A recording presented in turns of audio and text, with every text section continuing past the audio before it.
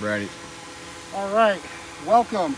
We are here today to see if this roof is going to be pliable to do any repairs on it. We just completed a inspection with State Farm, and we want to go ahead and have this prepared for you guys just so you can have it back in the inner office to determine what we can do with this roof. But we've located several wind damaged shingles, as well as it looks like we do have hail impacts on the shingles.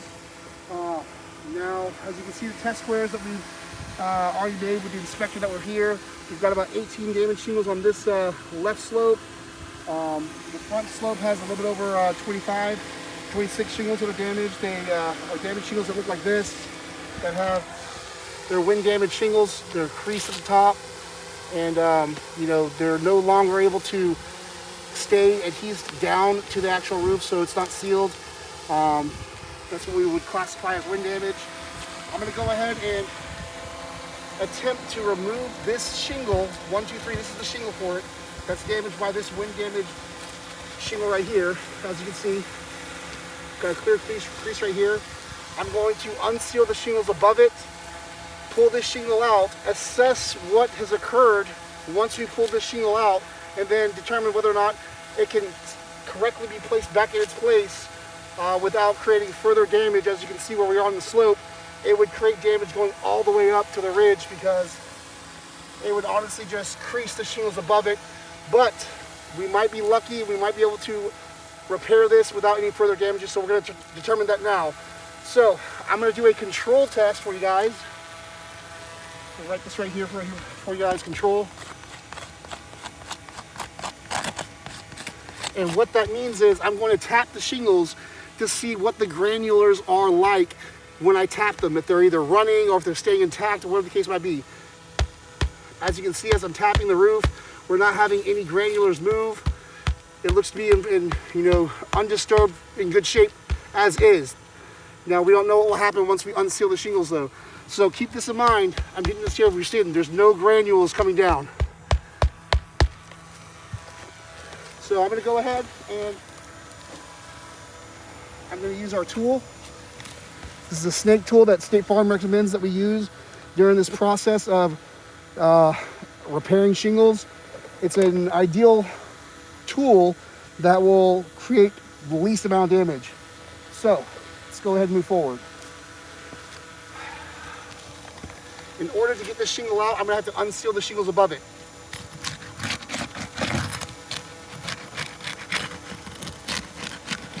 As I can already tell you right now, it looks like we're tearing the shingles above, just trying to unseal them.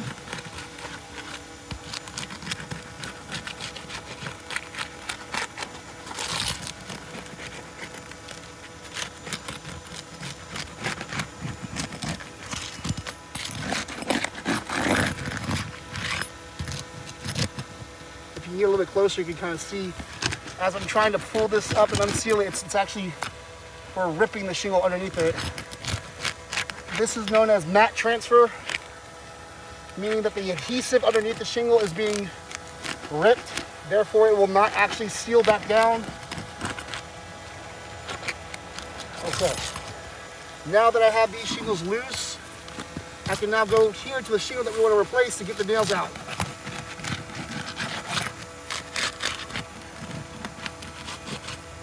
So I'm going to slightly lift these to identify where the nails are. So we have one nail that's here. We got one nail.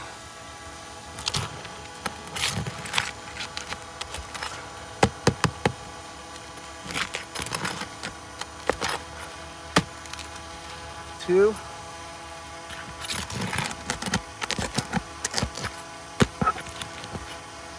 Three. We have one more right here.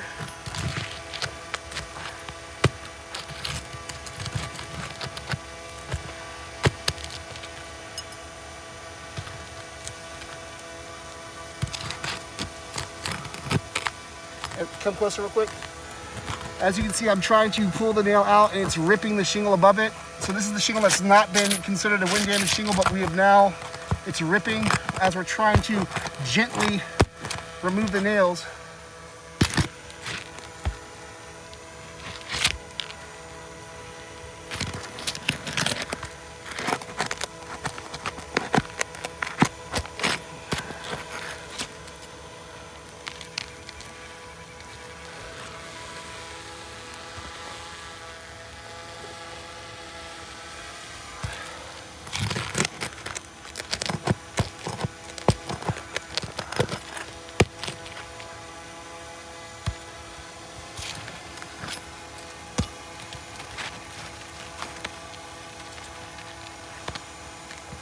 nail over here.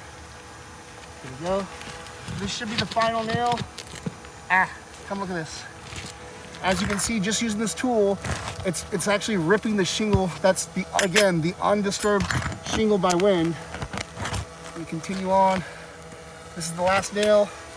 So I think now what we have, we've got all of the nails removed.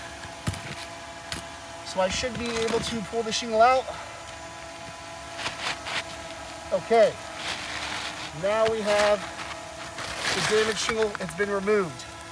As you can see, it's clearly a creased shingle that's here. That's the creased shingle. Ideally, if we had the new shingle to replace, this is where we would slide in the new shingle. Now what we want to do, we want to look at the shingles above to see what has happened during the process of removing the shingle. So, a little bit closer, we're going to do another control test. We're going to be looking to see if the granules move. As you can see, just by me hitting them, do you see the granules? Just by disturbing the shingles above it, which is mandatory to get the shingle out, we've got creasing that's happened in the shingles above. Do you see that? Can you see good? Yep. I mean, clearly you can see the granules, they're all running. So, ideally this is not what we want to see during a repair, but what we're going to continue to do now is we're going to go and replace the shingle back in the same location and then assess the shingles above it to see what it looks like. All right, so, again, using the same shingle, because the reason why we're doing this is just to determine whether or not we can repair the roof or not. So I'm sliding it right back into the same exact place it was before.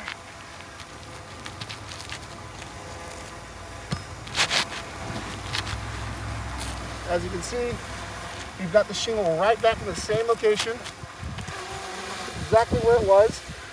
And now what we're going to do, we're going to use the snake tool where we place the nail here, and in theory, it's supposed to allow us to put the nail back in its place with minimum lifting on the shingles above it. So, I'm going to go ahead and move forward with it. And we're going to be placing the nails back exactly where they were before.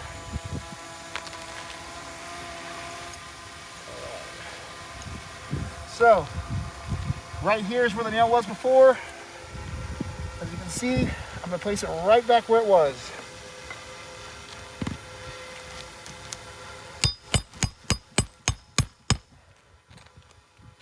And as you can see, the snake tool does not work properly all the time. So we're going to try it one more time. Here we go. Again, same location.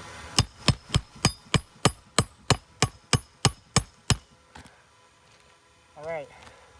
So we were able to get the nail in there. And again, can you get down lower and see that? It's still... So the snake tool, in theory, is nice, but it does not always work the best. However, this is what State Farm wants us to use. So I'm going to continue on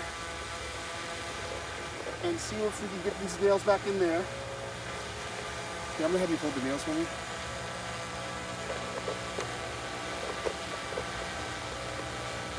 There's 3 on the ground. Yeah, those, I'm going to use the same exact nails that we used before. Okay, hand me one nail.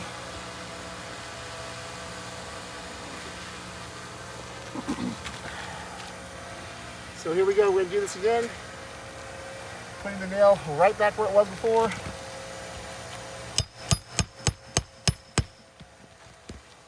All right, let's see how it looks. So the nail's still in there. Now I'm still going to have to lip this to a certain degree to be able to strike the nail to continue to get it down.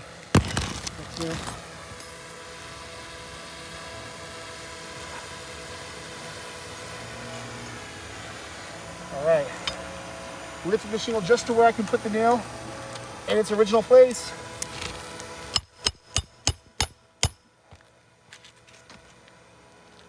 nails in place.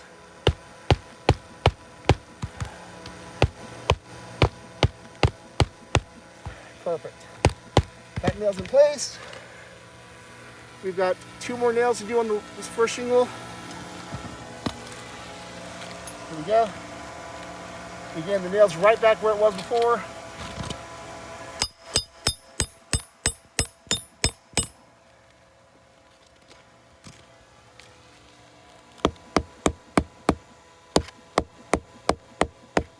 Now what I want to note, what this tool seems to do, when I'm hammering it down into place, we're actually, if this was the new shingle, we would now have a damaged area from where the tool was resting on the shingle. You know, you have it there, you have it here where I built it in, and also here. Now, we're going to keep going on, one more nail.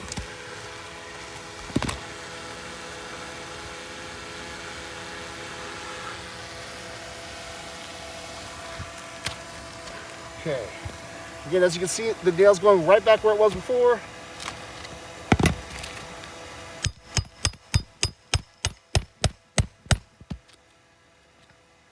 I've nailed it down to as far as it can go. As you can see, I still have to get the nail in its place. Now let's look where that tool was. Another nail.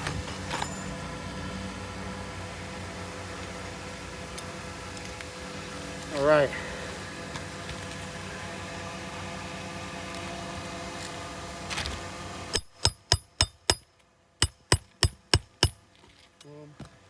See what that nail is? Do you see? I still have to nail it down further. As you can see, it's damaged the shingle underneath it.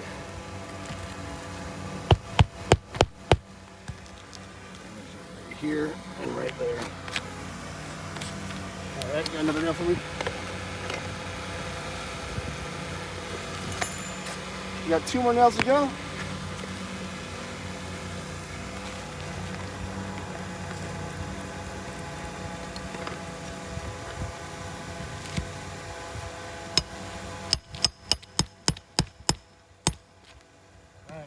Now I'm also showing you guys that I'm putting the tool exactly where it is. I'm still having to nail it down, so I'm not forcefully hitting the tool into the shingle. I'm not at all. As you can see, the nail still has to go down. So, boom. You see that there? Yep. We've got 1 more to go. Get 1 more nail. Yeah. And boom, we're using the same exact nails that we used before that we removed. Place the final nail in its place. All right, here we go. Got 1, 2. And that did not take. Try that 1 more time.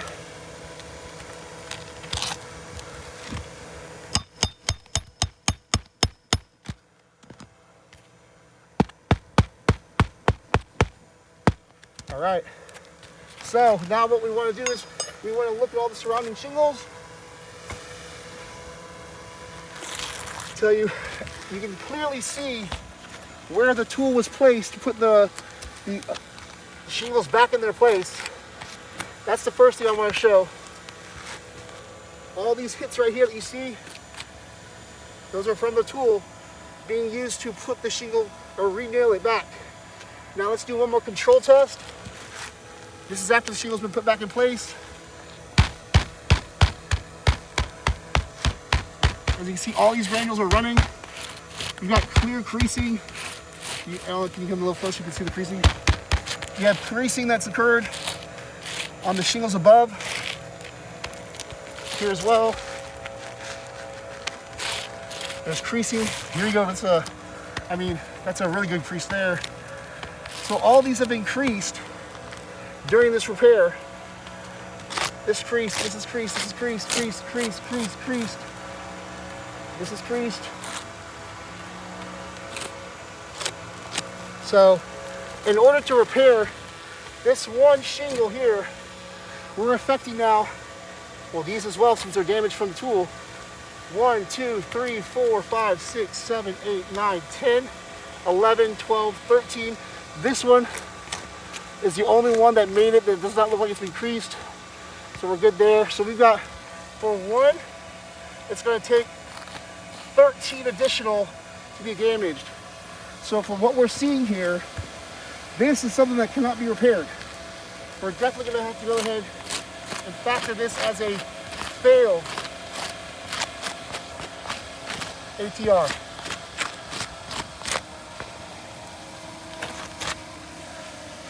And again, the shingle was used that was previously there just as a presentation. You know, if we were to use a brand new shingle, it would be the same ordeal. We would still have the same damages that have occurred. So again, to repair this roof, you're going to be damaging 13 other tabs just to repair that one wind damage. You know, so we cannot justify this as being a repairable roof. It's just going to create more damages. And as you can see up the slope, as we continue to do the repairs, it would damage all the shingles above. This would be a domino effect. My name is Ronnie Cashlin, and thank you very much, and let us know what you think.